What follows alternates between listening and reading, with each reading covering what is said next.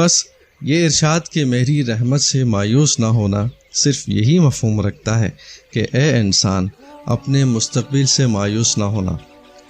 اور یہ کہ اے انسان اگر کبھی غلطی سرزد ہو بھی جائے تو یاد رکھنا کہ غلطی کی سزا ضرور ہے، لیکن یہ بات نہ بھولنا کہ میری رحمت میرے غضب سے زیادہ وسیع ہے۔ غلطی کی سزا دینے والا میں ہی ہوں، لیکن یہ میرا ہی فضل ہے کہ میں غلطیاں معاف بھی کرتا ہوں، خطاؤں سے درگزر بھی کرتا ہوں۔